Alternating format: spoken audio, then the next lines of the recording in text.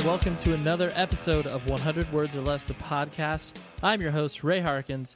I'm trying to stop my hands from playing with shit while I do this, because that's just like a compulsive thing I do. Anyways, and I'm still trying to do it. God damn it. Episode number 62. The guest this week is Greg Harbour. He is a professional skateboarder and also a fan of the independent music. More on him in a minute. Propertyofzach.com. Go visit them for all of the latest and greatest and all of the new happenings that are going on within our music scene. There's a lot of Warped Tour coverage currently, just recently kicked off, so you should check it out. Propertyofzach.com. Another order of business, review the show. Go to iTunes. You can find the show pretty easily. And if you feel so kind, type some sentences about it. If you want to drop some stars on there, that would be spectacular. Man, you guys have been kicking ass recently. People have been leaving very, very kind comments. And yeah, not like I expect kind comments. I like also other comments, constructive criticism, such as a person who recently left in regards to Skype conversations. He's like, yeah, I could do without those, but he understood the point. And that I appreciate, because I'm like, okay, I want to try to continue to make this audio better for everybody. That way it's like a clear conversation. You can tell what's happening, whatever. So anyways, I really appreciate that. You can also go to the website, which is 100wordspodcast.com. And yeah, I recommend stuff throughout the week, you know, fun music, movies, that type of stuff. Because if people seem to enjoy that. The blog seems to be getting a following, and that's awesome. One other thing I want to talk about, and then we have our cultural critic, Mr. Scott Arnold, who combs the internet for all of the amazing, awesome stuff that you should be getting into. Obviously, doing a podcast, I listen to a shitload of other podcasts. I've been getting a lot of random emails and tweets and stuff like that recently, in regards to people being like, oh man, I wish it was a little more conversational. I wish you weren't as structured in your conversations as you are. Because obviously, if you've listened to 5 or 6 episodes, you see the main points I kind of hit on. And I don't want to make that a rigid thing that I do, but there are certain moments in people's lives that are, kind of more telling than others. And obviously, we kind of go off tangents based off that fact. Because I don't want this to be total bullshit hour. Even though, obviously, at the end of the day, this is total bullshit because it's a podcast, and what the fuck does that matter? But the idea of being able to kind of, get a true sense of why the person creates what they do. Because sometimes I feel like a lot of the shows that I listen to, that I love, sometimes don't really delve into anything, at all. It's just basically people hanging out in a room, which isn't necessarily bad, but there's certain people, and I'm going to call one thing out, and this isn't necessarily bad, but this is just something that I wanted a little more out of the show. The Nerdist podcast, which is a massively successful podcast, and all of the people on it are incredibly talented. That's like my caveat. But they interviewed Josh Homme from Queens of the Stone Age, and I could tell that he himself wasn't really interested in diving into a bunch of stuff. But yeah, I felt like I had to listen to 40 minutes of the conversation of total BS, which is fine up to a point. But there's certain expectations you as a listener come into a show. Anyways, that being said, I want to make sure that you, the listener, are getting something that you want out of this show, i.e. some sort of structure. So that's kind of where I am coming from. Because if I was coming at it from the standpoint of like, hey, tell me the most recent movie you saw, and that's awesome, that's really cool, this movie star is great, how about that thing, that book you read, blah, blah, blah. There's elements of that, obviously, but the guest is usually interested in kind of, going through their life. Because essentially this isn't a type of show that really focuses on those other pop culture things. Anyways, I just want to get that off my chest. It's something that a lot of people have been talking to me about recently, and I wanted to get that out there to the general listener, public viewer, whatever you want to call yourself. I'd like to call you just a friend, because after all, this show is friendly, and I want to be friendly with you if I haven't spoken to you already. Anyways, on that, I will toss it over to our cultural correspondent. Scott and I sat down, and we talked about some fun stuff that he found on the internet, and I think you should be into. So here it is. So what have you combed the internet for? Hello, this is Scott. reintroducing myself. Yeah, I have 3 recommendations for you today. All right, bring it to me. So my first recommendation is a company called Gustin, Gustin. Okay. And the idea behind Gustin is that they are a premium menswear company. Okay. Making jeans and stuff. So the idea is that, not unlike Kickstarter, they take pre-orders for a new product. They'll only make it if they get X amount of orders. What they tell me is that they are like $200 jeans for $80. Yeah, it's wearegustin.com, but they spell R-A-R. Okay. Oh, I'm sorry, wearegustin.com. I just noticed that too. I'm like, no, that's where. Oh, that's weird. They spelled their domain wrong. So I just ordered a pair, and so far I'm impressed. You are wearing them currently, or you are waiting for them to be fulfilled? Waiting for them to be fulfilled. So I haven't got the product yet, but so far the purchasing experience has been highly recommended. Interesting. Yeah. And this to me, this looks like the whole sort of raw denim fad that's happening currently, where you have to wash your jeans in a bathtub while you're wearing them. Yes. Are you legitimately going to do that? Oh, I've done it.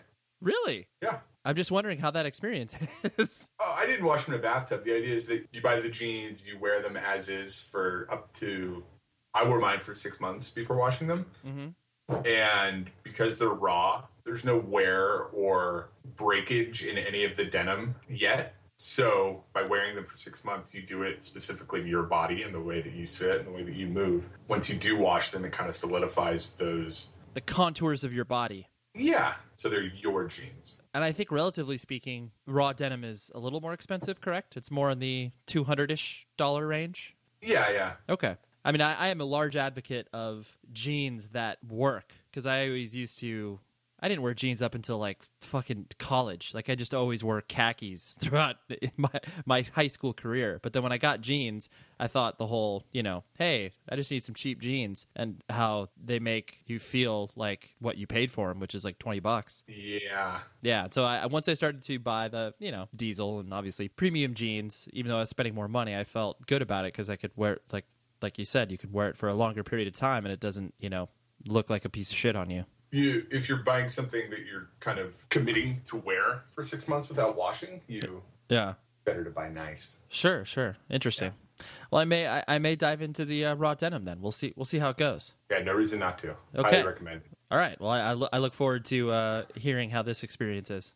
Yeah, I'll definitely come back for an update. Okay. So, and then you have something else you said? I have 2 other things. Oh, spectacular. The second one is an application for the iPhone. Okay. I believe I told you about this yesterday. It's called Tall Chess. Yes. Pretty simple. The chess game that you can play with other people. And it's not unlike that game Letterpress. Mm-hmm. Very visually similar. But as you know, I'm a big chess fan. Yep. And this is the best chess game I've found to play with other people. Yeah, it seems fun, easy. Yeah. I noticed that you still haven't played with me yet. No, I did one move, and I'll get around to it. Chess is a game of many moves. So. I realize that, so I will dive into that. Okay. My final recommendation is a little personal. I have been battling nose hairs for a long time. The hairs that stick out of your nose. Nose hairs is pretty self-explanatory, but I appreciate the deep dive into what that actually is. Yeah, so for a while I would just pluck them. I mean, it's not out of control. Let's not paint that picture. Yeah. But it's something that I've always had to manage. Okay. And sometimes I would pluck them until my eyes would water, and that wasn't fun. Mm-hmm. Then once in a while I'd go to the haircut place, and they'd put wax in your nose, and that wasn't particularly fun either.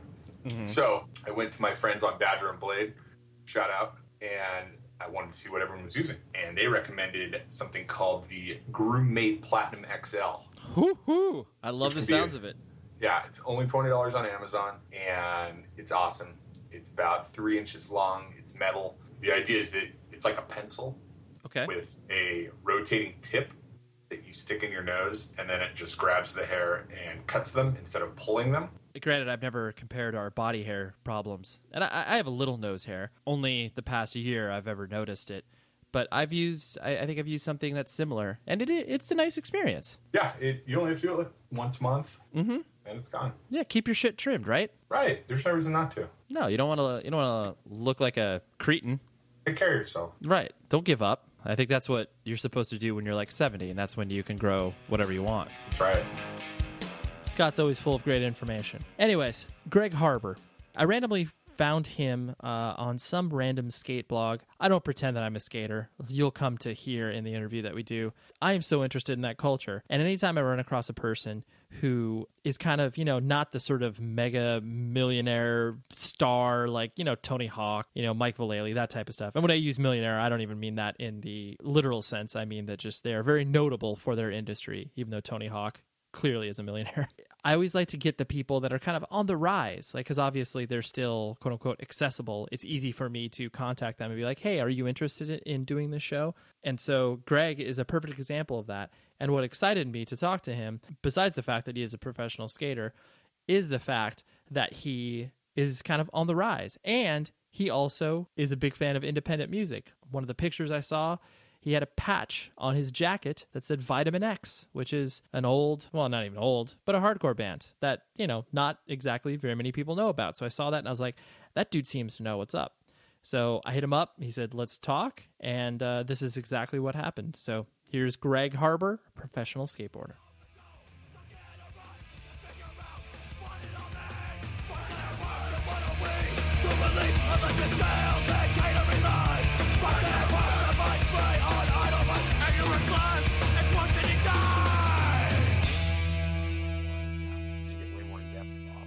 Yeah, no, for sure. The skating for me has always been one of those things where it's like, just because I've been involved in, just as you have been involved in like punk and hardcore for a long time, and I've just always been terrible at skating. But it's one of those things where it's like looking at how both of the cultures travel completely side by side one another. Absolutely.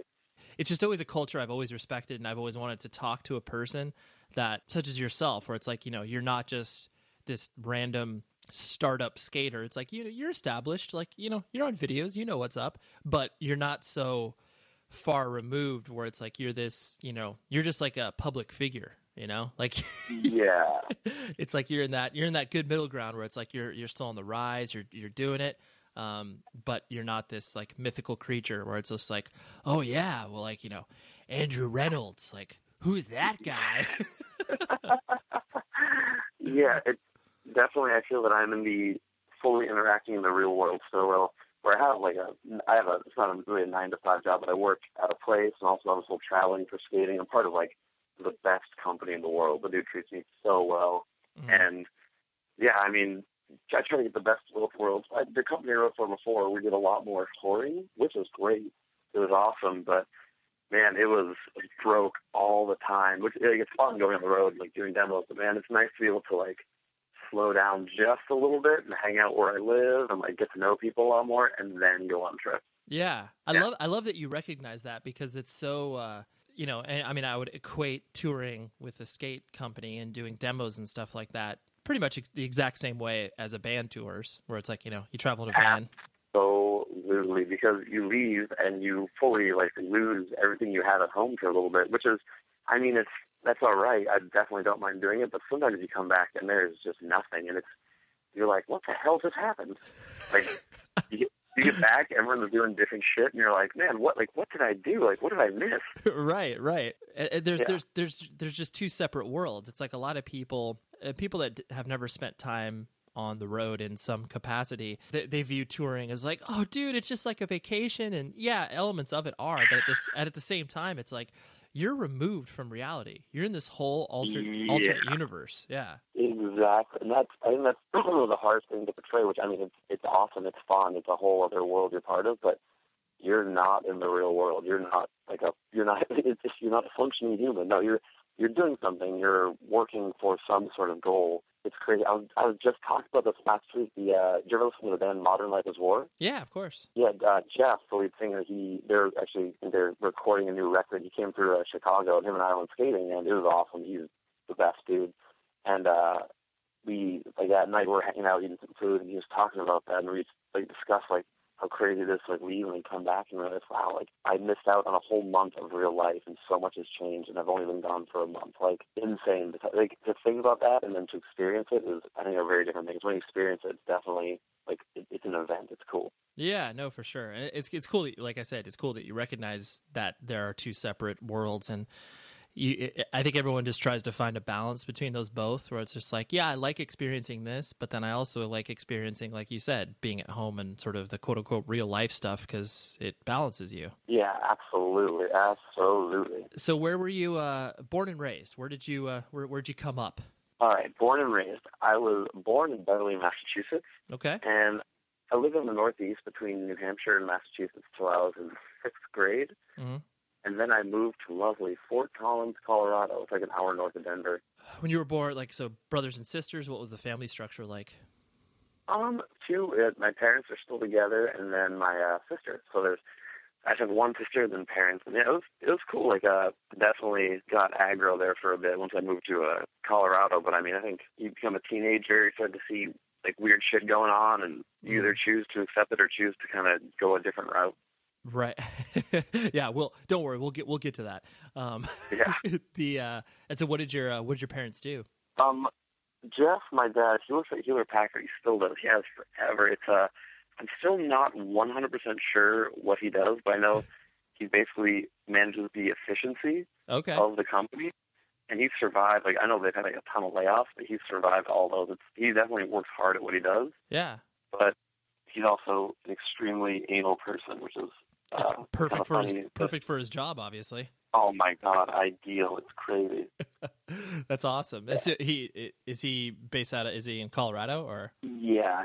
He's based in Fort Collins. He does all that stuff. And then my mom is a teacher.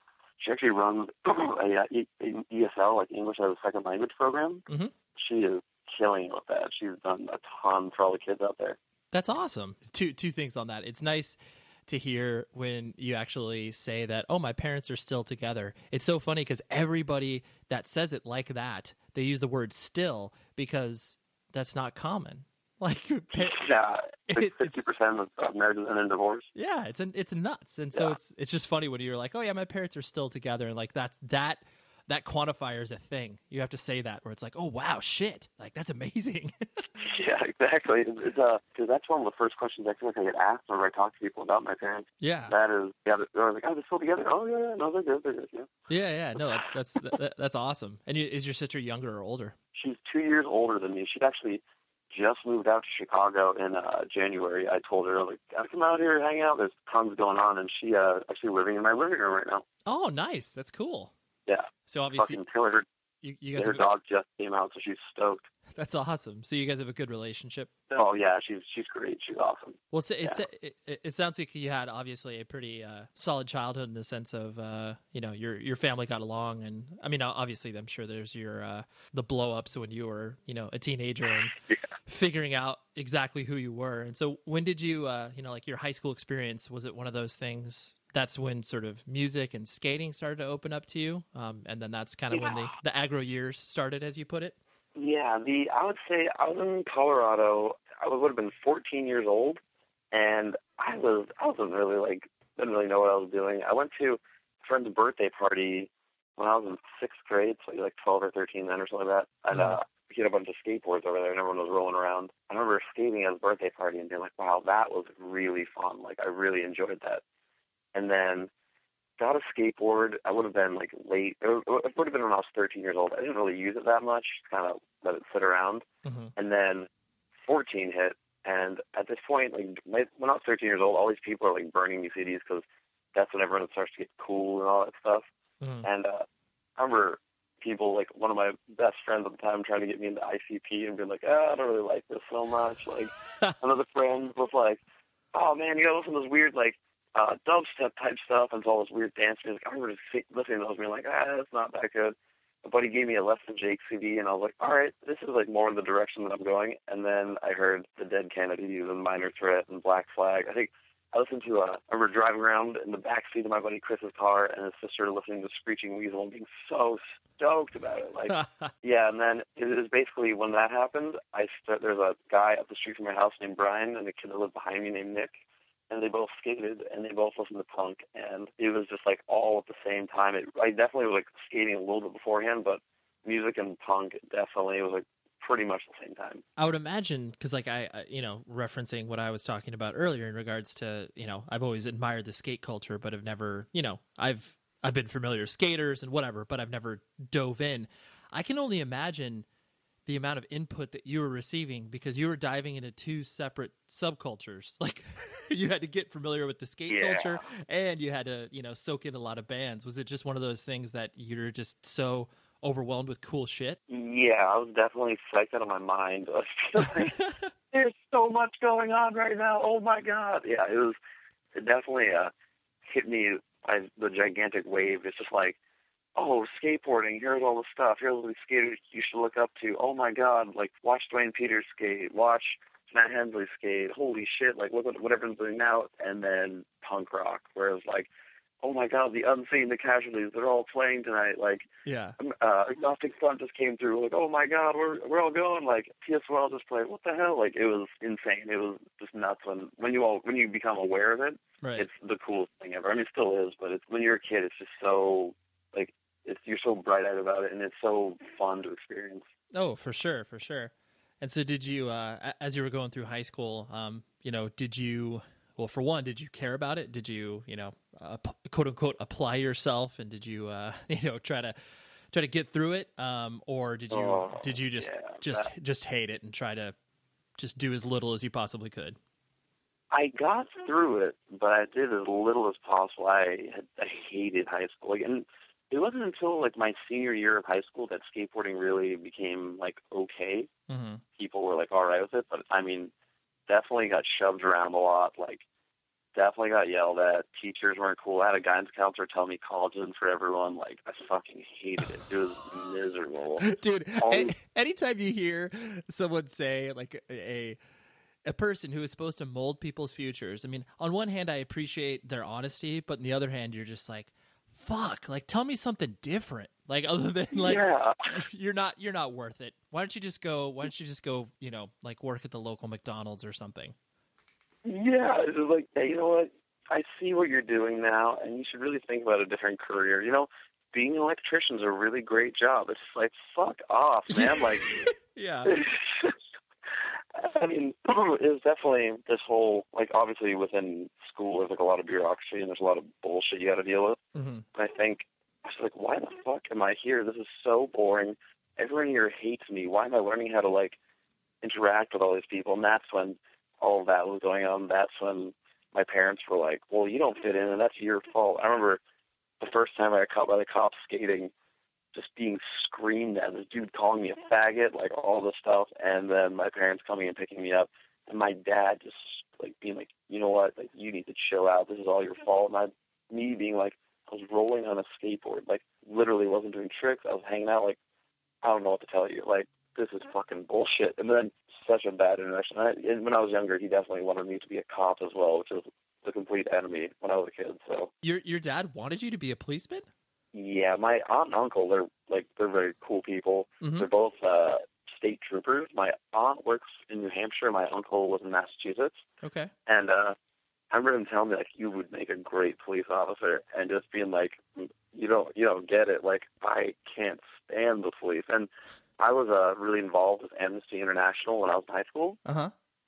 So, I mean, I was constantly reading about, like, negative shit that the police were doing, all that stuff, and then being like, I don't want to be involved in it. And then on top of that, having interactions every day through skateboarding of just, like, being sat down and asking, like, why are you doing this? Like, where are your drugs at? Just, like, oh, man, we're just skateboarding. Like, that's literally all we're doing. Yeah. It's so interesting to me because it's like you had so many different influences in regards to that, because obviously you had your family who were like, yeah, they're cool and like they're cops, but then you had all these other inputs of, I mean, obviously you can see that whatever is being presented to you from a sort of left-wing slant of like, oh yeah, police brutality, you have to take some of those things with a grain of salt, but it's like combining that all in your head to be like, well, I know I don't want to be a cop, but these people are nice and my dad's pressuring me. Like, because, if you didn't have your family involved, I'm sure it would have been even easier for you to be like, oh, like, there's no way. Maybe in the back of your mind, it was just like, well, they're still all right people. Like,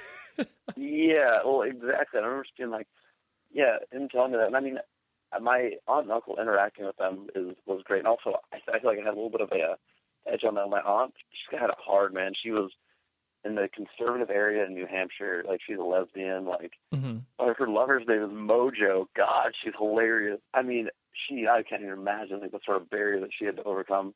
And then, I get someone like that, and then I get these fucking small town cops in Fort Collins just being complete dicks to you and just being like, how is my aunt so awesome? Yeah. And then I talk to these guys over here, and they're just raging fucking assholes. Like, yeah, definitely. It was funny putting that together. Yeah, and then I have to look at it also from like a teacher's perspective too, because it's like you have to, obviously everybody in their life runs into that one or two teachers that totally impact their life and influence them, and are just like, wow, they get it. But then obviously on the flip side, there's like, 3 or 4 teachers that that you can point to in your life that are like the fucking worst, and it's like you can easily make that equation to basically anybody in authority. Yeah, exactly. Yeah. So anyways, you started to get into all these things, and your parents obviously just didn't understand what it was that you were doing. And so basically, I would imagine for a good majority of high school, it was just a constant battle of you trying to figure out how to do these things without letting your parents know. Yeah, basically sneaking out a ton, staying at my buddy Mark's house. It was basically like the punk house in town. And then, just going to shows, skateboarding. I did, like, it's funny that you say teacher. It's one of my teachers. She used to date Jello Biafra. So that's amazing. Oh my God, she's the best. Like, I still like talk to her. Like, I send her like Facebook messages letting her know when I'm back in town. But she is like the nicest woman. And I mean, to have someone like that in your life as well. Because I was pretty over high school at one point where I was like, I'm leaving, I'm dropping out, I'm over this. And she saw me like walk in, and she was just like let me know like, oh hey, how you doing? How's your day going? And then started talking with her, and I was like, yeah, I need to drop out. I really don't like this place. This is terrible.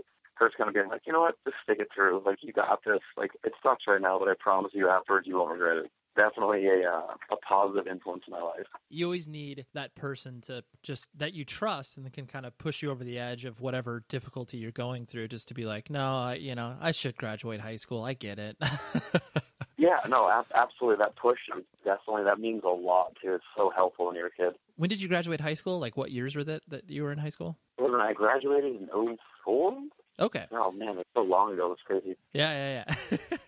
Me personally, just like I said, as an outsider to the skate culture, I mean, obviously it's become mainstream. Like, skateboarding is not, it's still a subculture, but it's so much more accepted than it was, 10, 15, 20 years ago, as we know. Absolutely, yeah. Because around that time, like, I mean, I can't remember when Tony Hawk Pro Skater came out, but obviously that took, that, to me, that's like such a dividing line of when people purchased that game, started to become familiar with like who those pro skaters were in there. And then obviously the influx of kids that attempted skating after they watched it, or after they played it. Cause I want to say that came around like 97, 98 maybe. So as you were skating during that time, did you notice this huge sea change from that perspective? It was insane. I mean, Tony Hawk had I got into skating, it was basically in 2000 was when I really got going with it. Right. And yeah, I mean, I remember talking to the guys that got me into skating. They were older, and those guys just being like, man, mentioning how Tony Hawk really changed everything. So, I mean, that was the ambassador for skateboarders. That game was because people come up to you and be like, oh, do you have to play Tony Hawk? And that was their way to relate to you, Right. And it definitely made it more acceptable and more accessible for the mainstream to really understand it a little bit more. Where because they play the game and they beat it, and then they watch a skate video at the end of it, essentially. Right. And I think that really did. It changed a lot of people's attitude. But then on top of that, I think initially it started making it a touch more friendly, and then you get people driving by just screaming for you to do Benihana's all day as well. You get the other side of it. So that was always a good time. Yeah. Well, yeah.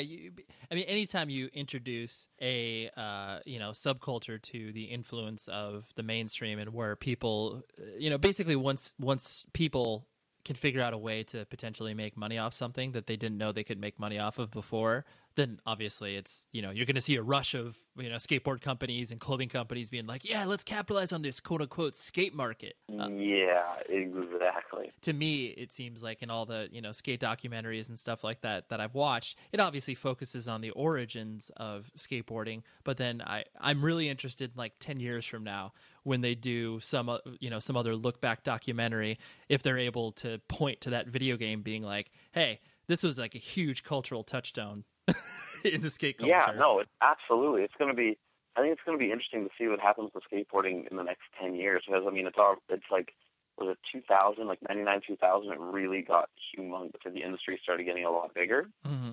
And then probably around like between '06 and '08, it just kind of collapsed on itself. Mm-hmm. And now it's like it's starting to build itself up again. And yeah, like 10 years from now, it's going to be really interesting to like look back and look at all the stuff and be like, oh, that's how people viewed it. Oh, I see. Versus being in it and being like, I'm so confused. I don't know what people are doing. Right. As you started to finish up high school, like, did you have a sense of the fact that you wanted to try to make it as a quote unquote pro, or is it one of those things where you were that was just a byproduct of you skating? Like, what was your career path, son? I had no desire. I mean, it would have been cool. It never ran through my head though. Like, it was more so like, we're going to go skating every day. And I mean, to be honest, like all through high school, I don't think I'm good at skating by any means, but I sucked, like not good. And then it was like one day I remember like going to like a 7 stair and being like, I'm being such a pussy about this. Like, I should just go for it. And I would have been like my senior year of high school, really, where things started like falling into place a little bit more. Mm-hmm. There's the local shoe company, or not local, the rep came through and he gave me some shoes. Mm-hmm.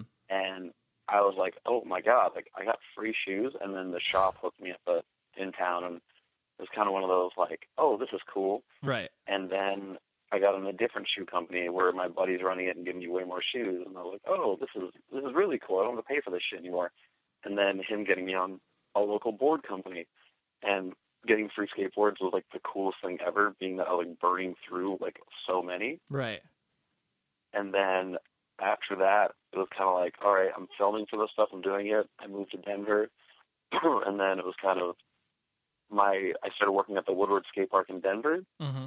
and I would have been 20 years old, 21, mm-hmm. and or actually I would have been 20, and then my boss telling me, hey man, like you should try to do something bigger. And I wasn't really thinking about it too much, mm-hmm. because I was still like, I was really happy. Like, I was local, it was fun, doing whatever. I was traveling around Colorado and like the West in general. And then I figured, fuck it. I don't care. Like, I've been denied and like failed my whole life. Like, I'll send out a tape to my favorite board company. That's no big deal. And I got a call a week later, and I was like, wow, all right, well, guess I'm doing this right now. It's kind of a shit or get off the pot sort of moment. So just out of my own curiosity, like when you're submitting yourself to these companies, like it's essentially like you're just sending like a package with like a sort of a demo reel of what it is that you do, like your own video that you've produced. Essentially, yeah. Basically what it is, it's like, yeah, so with the band wise, like you record your band and then you send it to a record label. Yeah. Like this, what you do is you film skating, and skating takes like, to make a solid video part, it takes a bit of time. Like, it's rad in the 90s because people could go out in a day and make like a demo tape, or can make a sponsor me tape. Mm-hmm. Now it takes like months, years, like to make something solid. Wow. And that's what I started filming, and it was basically a couple of years worth of filming. And I was kind of like, all right, so I have all this footage I'm sitting on. I had a part in like a local video, and I was kind of like, all right, well, I have this stuff, and I've been filming a ton more. I started to shoot photos. All right, well, here's my best stuff from that video, and then all the new stuff I've been filming. And it's kind of like pick and choosing, and yeah, it takes a lot of time. And that's basically all you do. Yeah, you make just a video of yourself, and you send it to someone. Wow, that's crazy. Yeah, I mean, it makes sense. It's just, I mean, it's exactly like, obviously, kind of like you equated it, where it's like getting signed to a record label, mm-hmm. and like getting your first deal.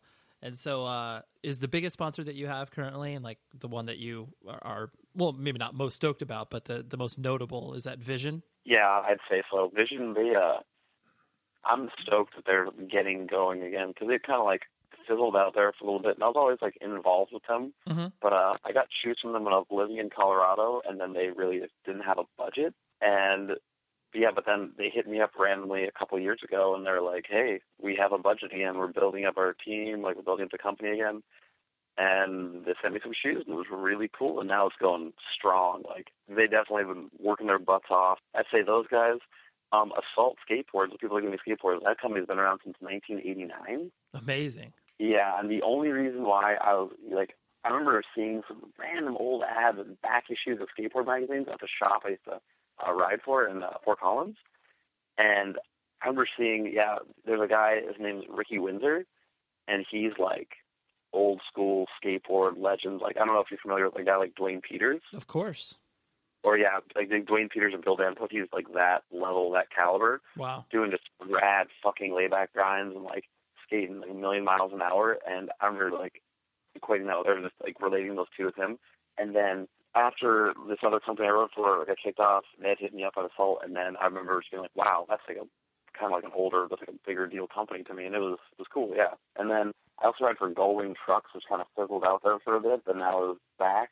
And with the team manager is my buddy Andrew. He's actually a professional downhiller, and to have your buddy like be a team manager is pretty sweet as well. Yeah, no, that sounds cool. I mean, it's very much like the independent music culture, where it's just like, friends of friends hook you up, and then obviously, you get introduced to this person. It's just a matter of networking, just like any other profession, except obviously it's on a much, more bro to bro level. Absolutely, exactly. It's you gotta like, it's like schmoozing in a way, but yeah, you get connections, you start to talk to people, yeah. Like you said, you don't go out on the road as much anymore, but when you would go on the road, you would just basically pull up to a town and kind of like do a demo at your local skate park, right? That's kind of like what a tour would consist of, unless they're putting together like a video, right? Yeah, basically I don't do that with Assault. With Assault, I generally go out to California, and I go out and stay out there for between 3 days and like a week and a half, and I just go out there and film street stuff. Oh, okay. But what I was doing before was we were pulling up into a town, doing a demo, like signing autographs, doing all that stuff afterwards, and then we'd be out. And yeah, it was really fun. But yeah, when you go on the road for a month at a time, like it's definitely, as we were saying earlier, don't want to throw you off. But this is like right now we're working on an Assault video for the end of the summer. And actually, this week I was talking to them. I have a new graphic coming out for Assault, and he wants me to make a commercial for it. But I've been like filming a ton lately because in Chicago it's finally getting nice outside. Right. So I've been out like filming a bunch, shooting photos, and hopefully, I'm going to go probably handle a photo today for some sort of ad, and then, go filming it the rest of the week. But that's kind of what I'm doing now with it. Nice. Have you ever, gone on the road with a band or anything like that? Would you be able to equate those two? Like, is the same feeling of... Oh, yeah. Yeah. Is the same feeling of, like, rolling around with, your demo team similar to what it is like to travel with a band? Yeah, basically it's like you're going to a place at night, people are stoked to see you, so basically you have 30 days, and every night someone wants to have a party at their house for you. Right. Because you're in town for one fucking day, and everyone's psyched out of their mind that you went and skated for them relating to a band. Like, people are stoked that your band came through, you guys played super well. They want to hang out with you and, like, party and stay up till 4 in the morning and have it be a super memorable night. I mean, it's awesome. It's super fun. That's the skateboarding towards every night is a fucking party, and I feel... in punk rock and hardcore, there's a lot more straight edge kids out there, and you don't have to relate booze to it. Like I'm not straight edge. Like I drink, and I definitely, I like drinking beer and stuff. But sure. Man, it's very similar. Where you're passing on the floors, and you're kind of.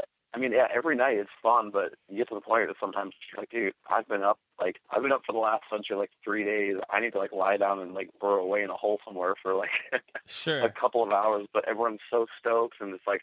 You want to be cool about it, but yeah, it's I feel it's very similar. I was talking with Jeff the other day, very similar story. And then my buddy Joey, he was the drummer in that band Noose, and he plays in a band called Boilerman now in Broken Prayer. Okay. We have a lot of real similar stories. Like it's pretty wild.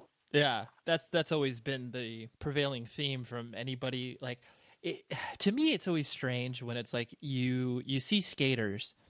and they just come from a different world entirely, in the sense of like they've never been exposed. Like, you know, music may have been a somewhat important part of their life, but they've just got into skating through, you know, videos or something like that. Because I just feel like, yeah, absolutely. I just feel like music is such a part of skate culture that it's like.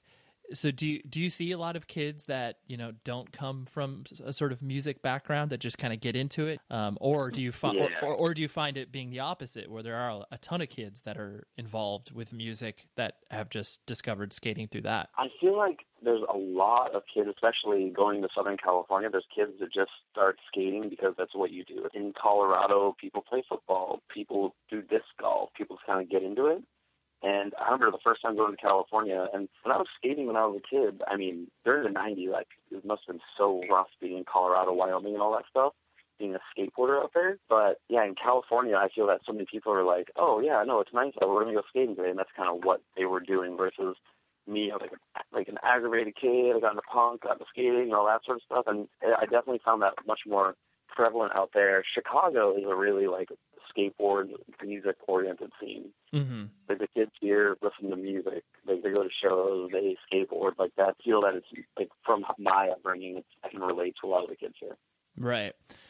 And so as you were making your journey within, you know, the skate culture and obviously graduating high school and all that type of stuff, how does that sit with your parents now? Like, do they understand what you're doing, or do they still think you're just this complete miserable failure from from their you're not being a cop perspective? You know, it was pretty much like 2 years ago that they really like turned around on it. Like, it definitely, things got rough with my parents there for a hot minute, where they're like, what the fuck are you doing with your life? Like, you're never at home, you're just like on the road all the time, you have no money, like, what are you doing? And yeah, they were very concerned with me for a bit. And now I'm in Chicago, like, super mellow job, it's cool. I mean, I'm still doing like skating stuff, I'll never stop skating, but I mean, I feel that I'm way more successful now skateboarding than I ever was when I was like touring all the time. Mm-hmm.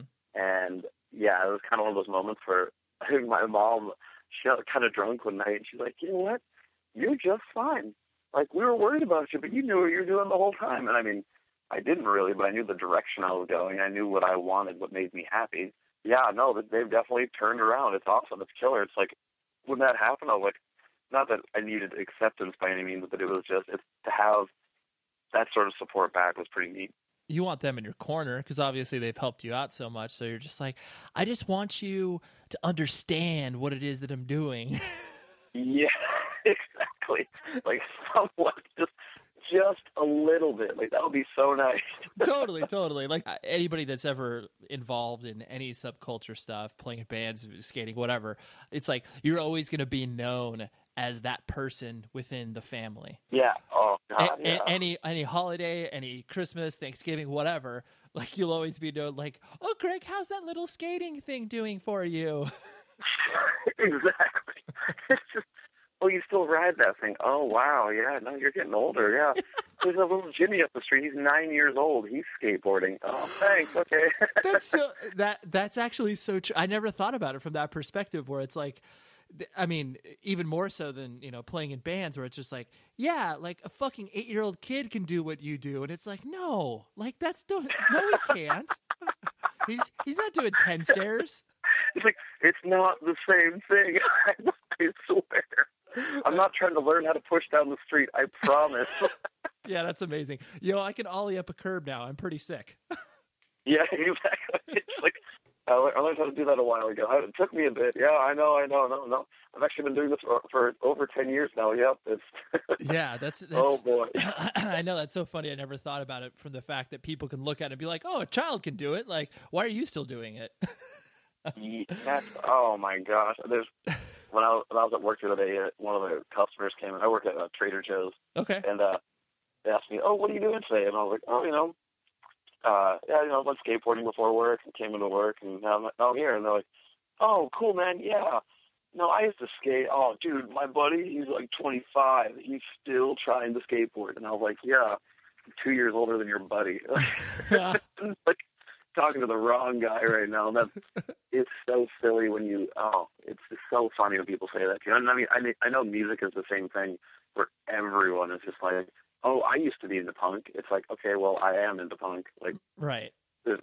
yeah, like, oh, I had my aggro stage. It's like, okay, well, I started listening to more than the Casualties in the end scene, and like the Virus, I got into hardcore because it was more like there's more substance to it, and that's something like you won't get if I try to explain it to you, which is okay, but right. But I can't. We don't have the time to go through this right now. Yeah, exactly. Like this would take so long, you have no idea. Yeah, this is a pretty hacky question, but I just think it's something that's obviously so interesting to people that don't skate. Where it's like, what's your most brutal injury that you? Maybe it doesn't even have to be the most brutal injury, but like the time where you hurt yourself and you're like, I don't know if I want to do this anymore. Like, what was that? If you have, maybe it's not one thing, but maybe it was just like a certain period of time where it was you were really low because you just sprained your ankle and couldn't skate for a minute. But yeah, I don't know if you have anything that stick out in your mind.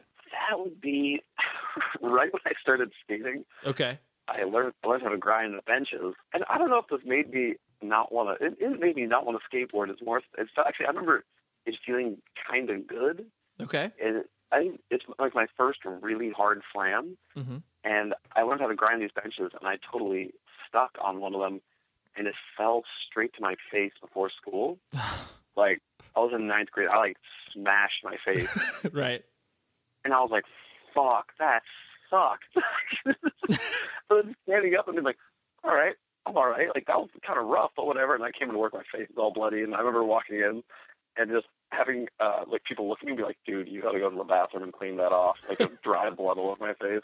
But I remember that sticking out. One of the times when I got really hurt that actually kind of fucked me up mentally was right when I went out to California the first time. I went out there with my buddy Tyler, and him and I, like, he was riding for a different company, I was riding for a company, and it was kind of one of those things where it's like, all right, time to go get gnarly, like, let's try to fucking do something with this.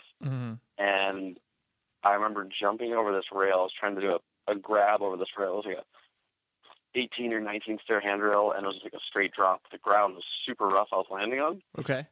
I tried it probably, like 20 times, just getting punished, like sticking it every time and just dying. And I remember just smashing my knees so hard.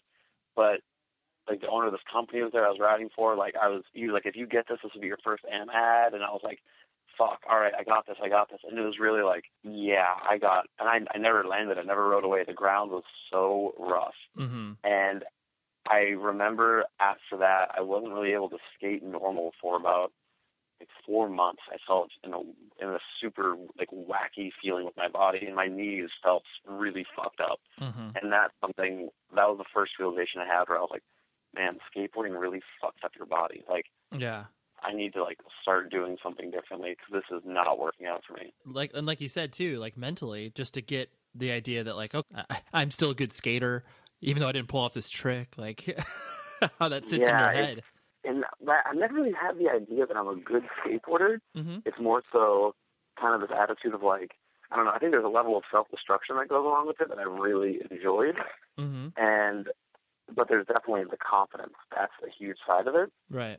And it really fucked me up there. Like that one, I remember I was really trying, like really, really going for it. And when I had gone out there, I was in Colorado, and I feel that I was like figuring skateboarding out and jumping down bigger shit. Like I was understanding that for the first time. Man, it really, really fucked me up. Yeah, that one, that took a bit for me to come back from, but sure. I mean, a couple months later, I got some photos ran, like things started working out, but that one, that put me in a whirlwind for a bit there. It's fun for me to hear these stories just because it's like there's so many things that you don't realize that, you know, you have to prepare yourself mentally. Like obviously, you know, you watch a skate video and you're just like, oh yeah, they're following these dudes around for a day and they're doing stuff, but it's like yeah, some of that's true, but then also at the same time, it's like what you were experiencing where it's just like, okay, like if I pull this off, I will get A, B, and C. Like this will be a great spot for the video. This could potentially turn into an ad. Like there's so much tied into it. So you got that pressure, and then plus the mental pressure you're putting on yourself when it's like, you know, you don't pull it off for the first time. Not only are you beating yourself up physically, but mentally too. You're just like, fuck, I could do this, but god damn it, I keep falling. Like Yeah, exactly. And it's really like 100. Like I remember it's really 110% going for it and being like, I got this. I don't understand why I can't ride away from it. Yeah. And just charging. Like the photographer came out there, like the guy was filming, and I mean, I was going for it. I wasn't like being like a baby about it. I was really, really trying. But yeah, and that was. I think that's another moment that I had where I was kind of like I don't want to. Like when I do something, I want to do it for myself, and that was one of those moments where I was like, fully like, I gotta get this so I can get sponsored. That was the first time I ever really experienced that one. Right. And that was, I mean, after that, I remember being like, I don't like how that felt. Like I like doing things for myself. Yeah, that's a huge lesson to like learn for yourself, where if you're able to take something in context of a business perspective and then realize that you're not getting fulfillment out of that, but you do get fulfillment out of all the other stuff that you do that's attached to it. It's like, that's a huge revelation, right? Just like, okay, well, yeah, it's cool. I mean, sometimes it takes terrible shit to happen to you in order to learn that. So, I mean, it's good you were able to pull that out of it. Exactly. And it's like, I mean, relating it to punk rock, like look at the Explosions record that they signed with Rev.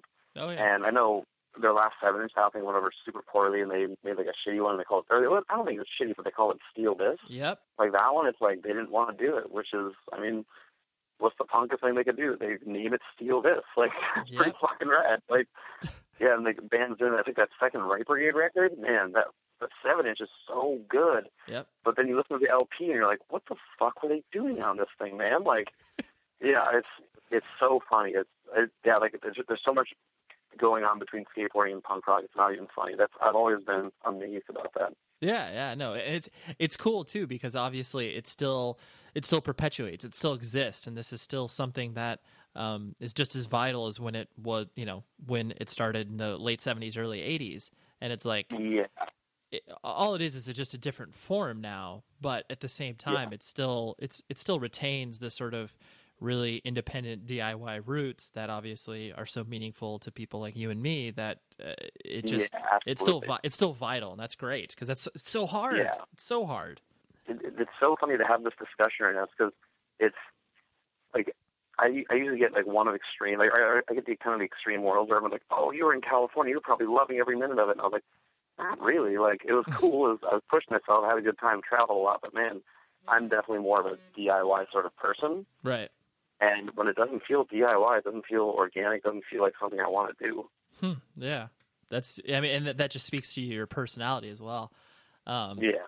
And one last thing I wanted to pull on, just because I thought it was interesting that you brought it up, the idea of confidence. Because, some people, they watch a skate video, they watch people take huge spills, and they're like, how do you get up after that? Like, and how do you, how do people move past that?